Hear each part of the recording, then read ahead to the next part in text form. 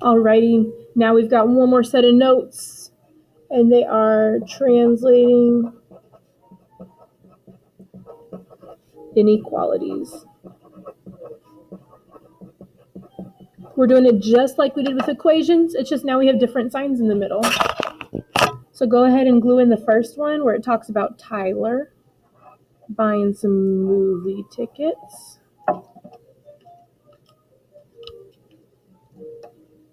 Pause the video if you need to. I'm gonna get started. It says Tyler and his family bought M movie tickets online for $9 each. They paid an additional $5 handling fee. If he cannot spend more than $41, what is the maximum number of people that can go? So again, we want to make sure, oops, I'm throwing my pen around.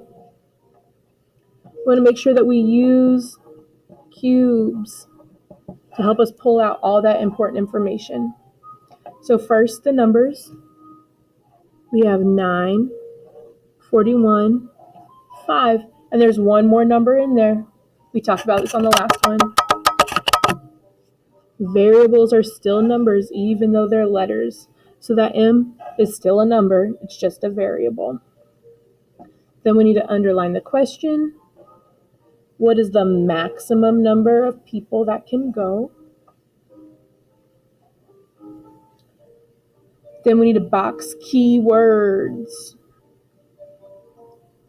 In this first sentence, the only keyword we have is each. What is each a keyword for?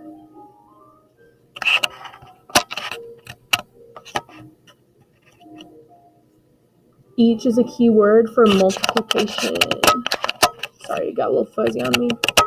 Each is a keyword for multiplication.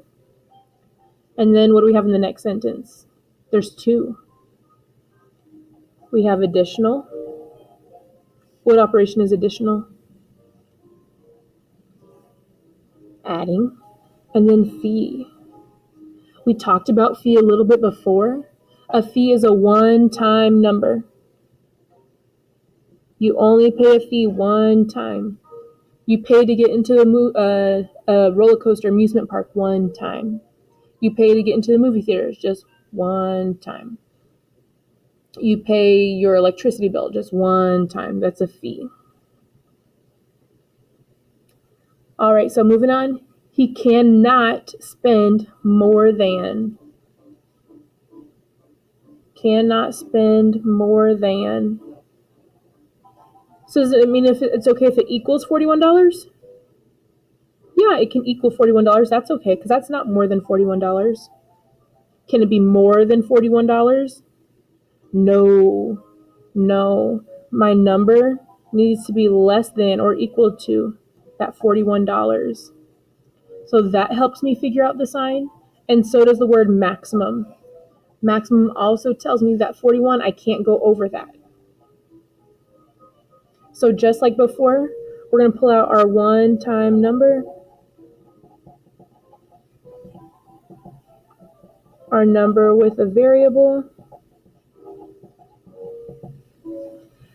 In this, since it's an inequality, it's not really a total, but we're going to call it a goal. Or if it helps you think to call it the total, you can. But again, total implies equation. And then are we adding or subtracting? So again, we're doing this just like we did before. Just like we did before. What's my goal, my total? That's usually the easiest one for us to pick out. That $41. That $41, that's my goal. What's my one-time number?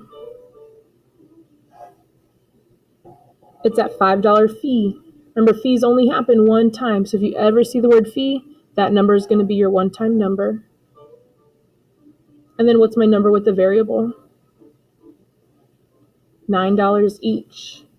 And they tell me here that they want my variable to be M, so we're going to use that. Now that and are we adding or subtracting? Adding. That one was pretty easy for us to find out because it's in the word additional. So now we need to figure out our inequality. We're going to have some number plus something else with our inequality sign and then our goal or our total. So we've got our one-time number, our $5 fee, plus our 9M, our number with our variable. We need to add those two things together, and it's going to give us a goal of $41. Like we said, can this amount that they pay equal $41? Is that okay if they equal each other? Yes. So that means we need to have that line underneath. Is it okay if how much they pay is more than $41? Can this be more than 41? No, it cannot. But can this be less than $41? Yes, that's okay. So our sign's going to look like that. Go ahead, pause the video and solve for me.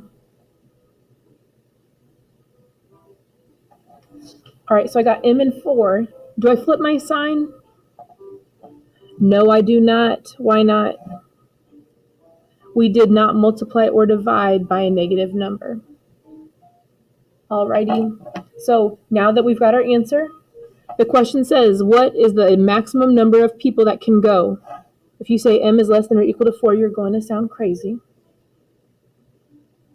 We would say 4 is the maximum number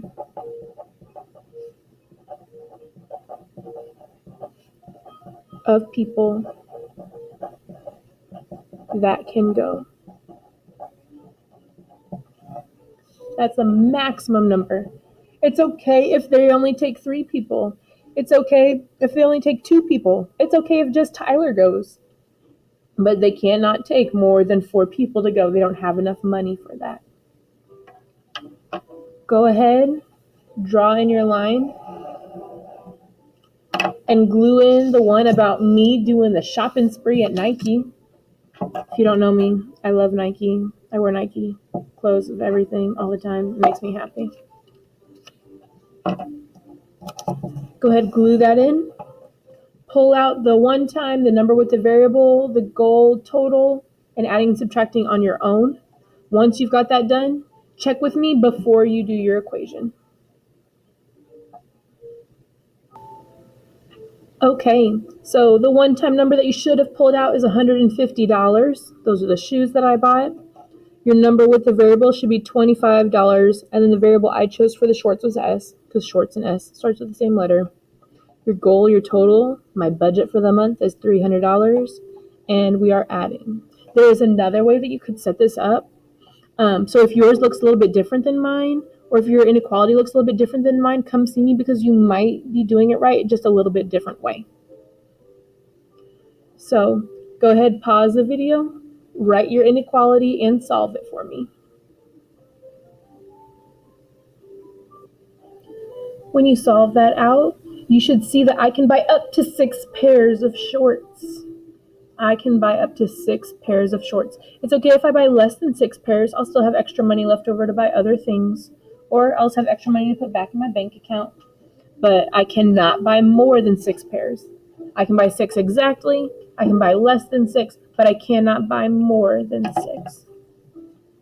Go ahead, draw in your line, and then glue in your last inequality question. This one's a little bit different. The inequalities are already there for you. You have to pick which one is correct for the situation.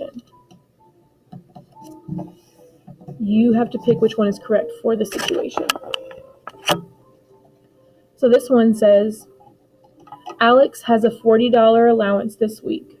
He bought a shirt that cost $25 and socks he wants to buy that cost $5 each. Which inequality can be used to determine how many socks he can buy? So let's think about this. They've already pulled out the important information. They already got those numbers. We want to think about this logically. And then see which one of these makes sense. So Alex has $40 and he wants to spend money on socks.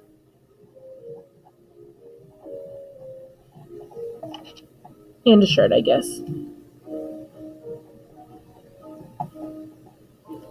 Is it okay if the money that he spends on socks in his shirt is equal to $40?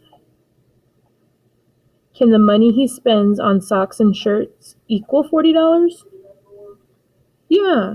So that means that we need to have a line in our sign. It can't just be this because there's no line. It's okay if it equals $40. So we know that this choice is not correct. That sign does not have a line underneath of it. So now we need to see which direction it's going. Is it okay if he spends more than $40 on his socks and shirts? Can he spend more than $40? No. He has a $40 allowance. That's all the money he has. So it cannot be more than $40. It can only be less than $40 or equal to. So now which one of those can I eliminate? That top one is also not right. So we see that this middle one, that is our correct choice. Another way that we can see it is that it says the socks he wants to buy cost $5 each. Remember, each is a keyword for multiplication. So that means that 5 needs to be multiplied with my variable. On this top one, the variable is not with the 5. The variable is with 25. But he only bought a shirt. He only bought one shirt, not multiple shirts. So that's another reason that top one is wrong. If you have questions about any of this, please let us know. Otherwise, go ahead and keep on working on your next activity.